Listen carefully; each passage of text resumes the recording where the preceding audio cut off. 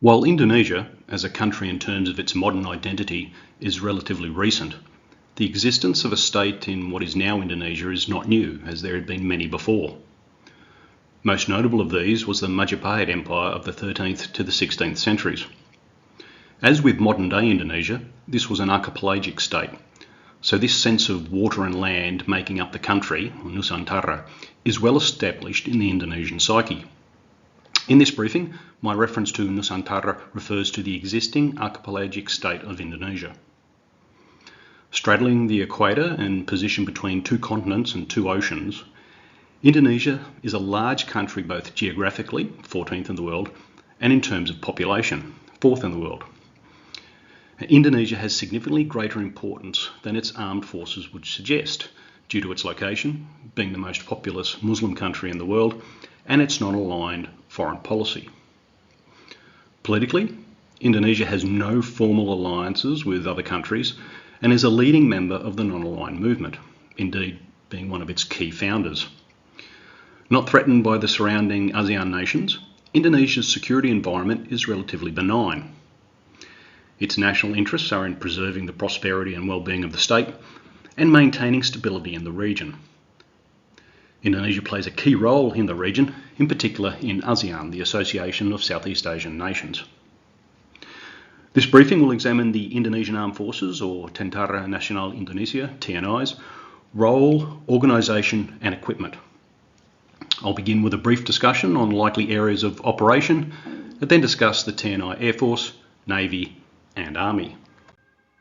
G'day and salutations. Today's briefing, Indonesia's Armed Forces, defending Nusantara. Firstly, a huge thank you to those approximately 28% of viewers who have subscribed and got the channel to 10,000. Onward and upward.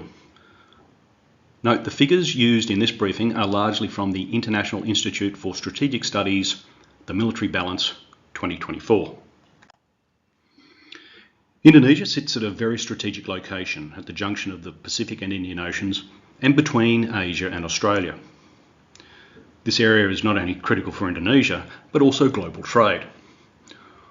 Although not a competing claimant to the area, Indonesian territory does expand into the South China Sea, and safe passage of trade through it is important to Indonesia.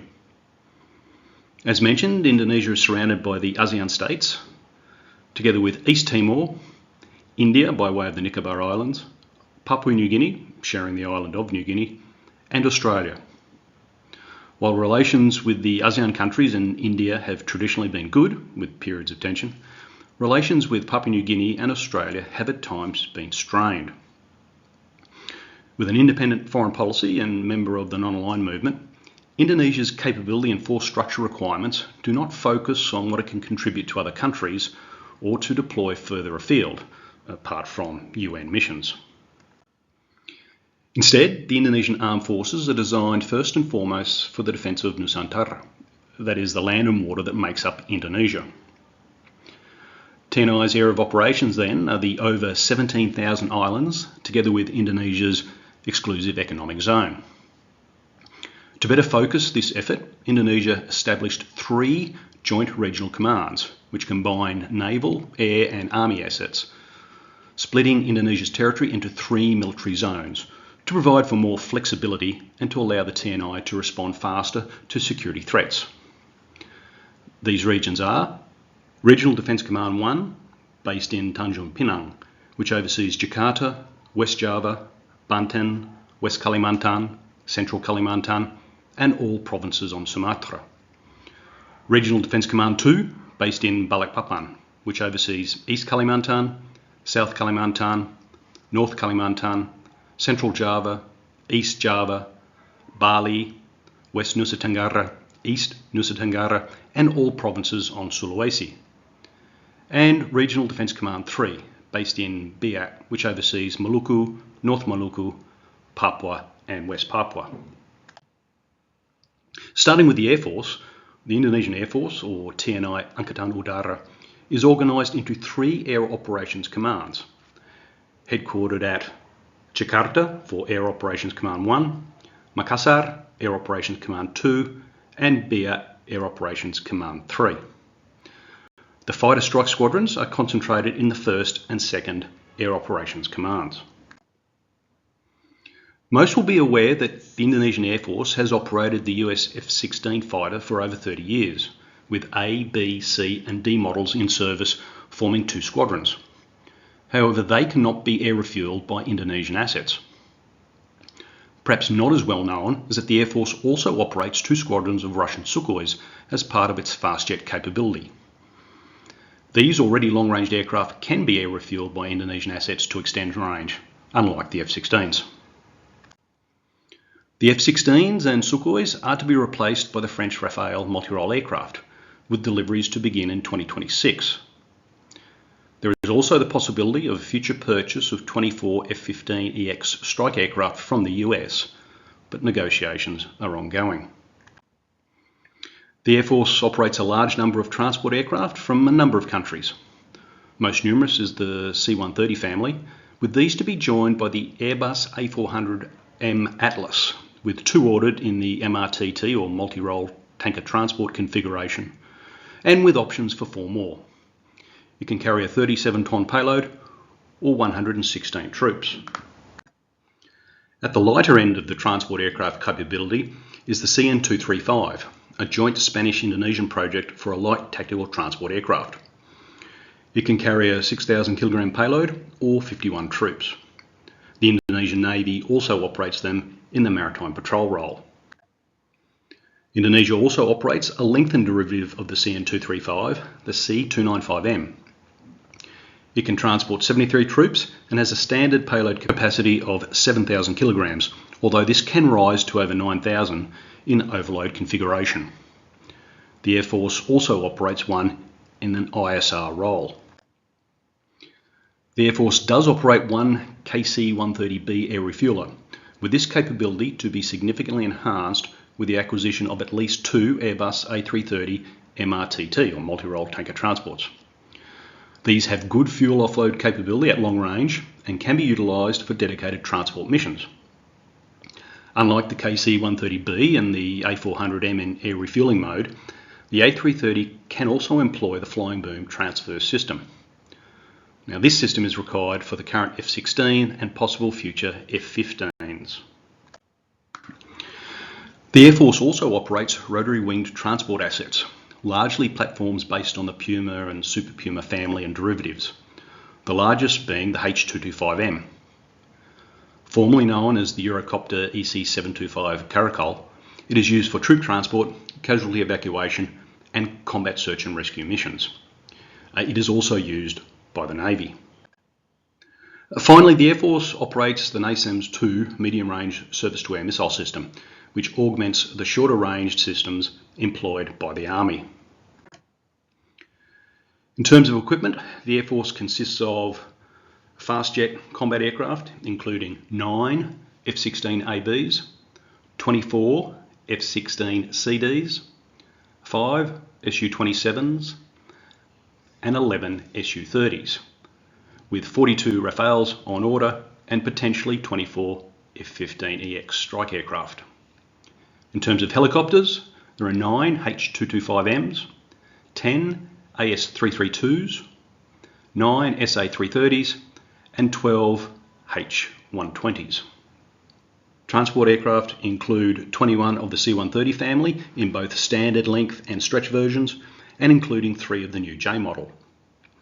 9 C-295Ms, 5 CN-235Ms, 12 C-212 aviocars, and at least 2 and possibly as many as 6 A400Ms. Enablers include 2 A330 MRTTs on order, 1 existing KC-130B tanker, and 1 C-295M in ISR role. The Air Force does operate a small number of UAVs, including 6 of the Chinese CH-4Bs and a small number of Israeli Aerostars. Maritime patrol aircraft include 3 Boeing 737s and 2 CN-235Ms. As mentioned, the Air Force does operate the NASAMS-2 SAM system. Air launch weapons include from the US AM-9, AM-120 and AGM-65, and from Russia the R73, R27, R77, KH-59M and Ts, and the KH-31P. Note, I've not included training aircraft. Moving to the Navy, the TNI AL, or Angkatan Laut, has a large number of relatively small vessels. Its role is to protect Indonesia's sea lines of communications, exclusive economic zone, in particular fishing areas, participating in the Malacca Straits Patrol, and supporting the ground force. The Navy is organised into 3 fleet commands or armadas. Armada 1 is headquartered in Tanjung Pinang, Armada 2 in Surabaya, and Armada 3 in Sorong. Beginning with submarines, Indonesia has a long history of operating conventionally powered submarines as far back as 1959. The current SSK capability comprises 3 of the Nagapasa class, which have a displacement of around 1,400 tonnes. The Navy also operates one of the older and smaller Chakra class SSKs, which is to be replaced by an improved version of the French Scorpene class. These will be significantly larger than the Nagapasa class at 71 metres in length and displacing 1,900 tonnes. The current mainstay of the surface fleet is the Ahmadiyani class of frigates. These former Dutch Van Speyk class that entered service in the Dutch Navy in the late 1960s have a length of 113 metres and displace around 2,850 tonnes. These vessels are not uniformly armed and include Russian, Chinese and French systems, but armament does include anti-ship missiles, surface-to-air missiles, a 76mm gun and a BO-105 helicopter. The Ahmadiyanis were to have been replaced by the Marta Dinata class, but only 2 of these were acquired. They have a length of 105 metres and displace 2,950 tonnes. They are armed with Exocet anti-ship missiles, micro surface-to-air missiles, 2 triple lightweight torpedo tubes, a 76mm gun, and an AS-565 Panther anti-submarine warfare helicopter. These are to be joined by what will be the Navy's largest combat vessels, the Merah Putih class, a variant of the UK Arrowhead 140 design. These vessels will have a length of 140 metres and displace around 6,000 tonnes. They are to be armed with 32 VLS cells for surface-to-surface missiles and surface-to-air missiles, lightweight torpedo tubes, a 57mm gun and a helicopter. Moving to corvettes, the Bung Tomo class was originally built for the Royal Brunei Navy. However, they decided to not go through with the acquisition and Indonesia purchased them and entered service in the Indonesian Navy in 2014.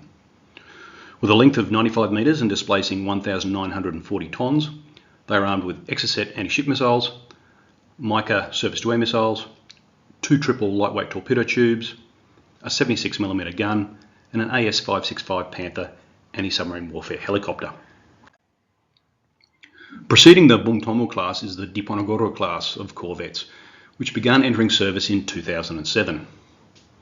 With a length of 91 metres and displacing 1,700 tonnes, they are armed with Exocet anti-ship missiles, Mistral surface-to-air missiles, 2 triple lightweight torpedo tubes, and a 76mm gun.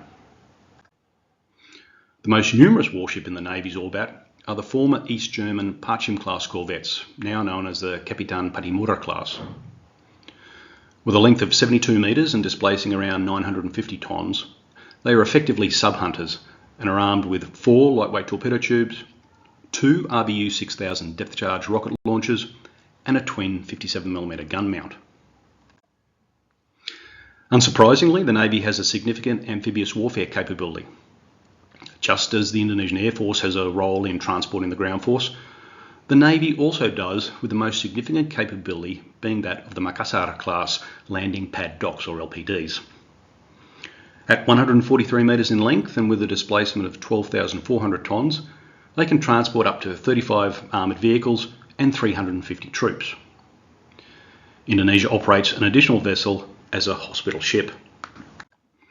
The underway replenishment capability to support the surface fleet consists of 3 of the Tarakan class, which have a length of 122 metres and displace 2,400 tonnes. They are joined by the former UK Royal Fleet Auxiliary Green Rover, now known as KRI Arun. Supporting this force is a wider range of fixed-wing and rotary-winged aircraft covering maritime patrol, anti-submarine warfare and transport roles. The at-sea anti-submarine warfare helicopter capability is provided by the AS-565 Panther. With a maximum takeoff weight of 4,300 kilograms or 9,500 pounds, it can be armed with anti-ship and anti-air missiles or torpedoes. In terms of equipment, the Navy consists of, for submarines, 3 of the Nagapasa class with a further 3 on order, 1 of the Chakra class and 2 French Scorpene on order. Frigates consist of 5 of the Ahmadiani class, 2 of the Marte Dinata class and 2 of the Meraputty class, which are under construction. In terms of corvettes, there are 3 Bung Tomo, 4 Diponegoro, 3 of the Fatehila class, which displace around 1,450 tonnes but are over 45 years old, and 14 of the Patimura class. Amphibious capability includes 4 of the Makassar class LPDs, 23 LSTs and LSMs, and 52 other landing craft. Logistic support includes 3 of the Tarakan class and 1 Arun. Aircraft include 30 maritime patrol aircraft, 40 transport aircraft, 11 anti-submarine warfare helicopters, and 24 transport and combat search and rescue helicopters. And finally, the Marines, a force of around 20,000 troops, which comprises 1 Special Forces battalion and 3 brigade groups. I will be doing a separate briefing on the Marines. Note, this is just the main equipment listed. Other support vessels include patrol, mine countermeasure, cargo, transport and medical. And finally, the Indonesian Army, or TNI Angkatan Darat, is unsurprisingly the largest of Indonesia's services and is equipped with an array of armoured vehicles and artillery systems. The focus of this force is on defending Indonesia, which for the Army is divided into military area commands, or CODARMs, of which there are 15, and separate to the broader construct of the 3 regional defence commands described earlier. In terms of armoured vehicles, the most conspicuous is likely the Leopard 2 main battle tank. These are the Leopard 2 A4 variant, many of which have been upgraded to the Leopard 2 RI configuration, with upgrades including advanced modular armour protection AMAP composite armour and improved fire control, battlefield management and situational awareness systems. Indonesia also operates a substantial number of light tanks, particularly important due to the numerous smaller bridges in Indonesia. Indonesia has operated the French AMX-13 for many years, with many undergoing a comprehensive upgrade, including a new turret, 105mm gun, engine and fire control system. Supporting the tanks are a range of armoured vehicles, including IFVs such as the Marder. Weighing 33.5 tonnes, they are armed with a 20mm gun and Milan anti-tank guided missile and can carry 6 dismounts. Other tracked APCs include the upgraded AMX VCIs and legacy M113A1s. These are joined by a large number of wheeled APCs, most notably the indigenous Anoa 6x6 vehicle, which can carry 10 troops. There also remain significant numbers of the LAV 150 Commando 4x4 vehicle. Supporting the armoured vehicles with fires capability is the Brazilian Astros II multiple launch rocket system, which can fire rockets with a calibre from 127 to 450mm. The other heavy element of the fire's capability are the 155mm guns, with the most numerous self-propelled capability being the French Caesar. Weighing around 18 tonnes, it can fire out to 50 kilometres with rocket-assisted rounds. The TNI Angkatan Darat also operates rotary-winged assets. Fire support for ground forces is provided by the US AH-64E Apache and the Russian Mi-35 Hind. Armament for the Apaches includes the AGM-114 Hellfire missile. For tactical transport, casualty evacuation, command liaison and combat search and rescue missions, the Army relies heavily on the Bell 412 Twin Huey, but also operates the Russian Mi-17 and the German BO-105. Finally, the Army employs a wide range of short-range surface-to-air missile systems, most notably the British Rapier.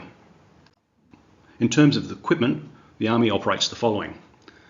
For tanks, over 100 Leopard 2, most upgraded to Leopard 2 RI standard, around 275 AMX-13s, however only around half of these have been upgraded to the latest standard, and 60 Scorpion 90 armoured reconnaissance vehicles. In terms of IFVs, 42 Marder 1A3s and 22 Black Fox fire support vehicles armed with a 90mm gun. The Army employs both tracked and wheeled APCs. In terms of tracked APCs, there are 75 AMX VCIs and around 140 of the legacy M113A1s. And for wheeled APCs, around 376 of the ANOA and 100 of the LAV 150 Commandos. In terms of fires, there are 63 Astros 2 multiple launch rocket systems. In terms of 155mm artillery, there are 54 Caesar wheeled self-propelled guns, 18 M109A4 tracked self-propelled guns, and 18 KH-179 towed guns. ATGMs include the Javelin, Milan, 83 Sega, and AGM-114 Hellfire, fired from the Apaches. Aircraft include 6 Mi-35P Hinds, 8 AH-64E Apaches, 22 Bell 412 Twin Hueys, 16 Mi-17s, 20 BO-105s, with 22 S-70M Blackhawks on order. The surface-to-air missile capability includes the British Rapier, Swedish RBS-70, Polish Cobra, British Starstreak, and French Mistral. Note, only the main equipment is listed. In terms of organisation and structure, this large force of over 300,000 regular troops and around 400,000 reserves can be divided into 3 groups. Firstly, troops assigned to the Military Area Commands, or CODARMs, of which there are 15. This force includes 3 Armoured Cavalry Battalions, 9 Cavalry Battalions, 9 Mechanised Infantry Battalions, 27 Commando or Light Infantry Battalions, 31 Standard Infantry Battalions, 12 Artillery Battalions, 11 Combat Engineer Battalions, 3 Aviation Battalions, 11 Air Defence Artillery Battalions, and 4 SAM units. For the Strategic Reserve Command, or COSTRAD, which includes 3 divisional headquarters, the force comprises 2 tank battalions, 3 mechanised infantry battalions, 2 infantry battalions, 3 commando or light infantry battalions, 9 airborne battalions, 2 self-propelled artillery battalions, 2 MLRS battalions, 3 field artillery battalions, 2 combat engineer battalions, and 3 air defence battalions. And finally, for the Special Forces Command, or Kopassus, there are 3 Special Forces groups, which include 2 Paracommando and 1 counter-terrorism unit. Note, I will be doing a separate briefing on the Indonesian Army. In summary, guided by Indonesia's geography and politics, the TNI has developed, due to the missions required of it, into a large light infantry-focused ground force, together with smaller naval and air forces with some significant capabilities. With no clear and present danger, combined with its traditional focus on internal security and not part of any formal alliance arrangements, the TNI remains a force with limited power projection outside of Indonesia. The small number of air refuelers and amphibious ships and naval replenishment vessels, together with no long-range aircraft or missiles, indicates a force for self-defence and not for expeditionary missions. This, however, could change. The possible introduction of F-15EX combined with the A330 multi-role tanker transports and lithium battery-powered SSKs could provide significant force projection, depending on other critical components, including the weapons these platforms can employ and other enablers such as ISR capabilities.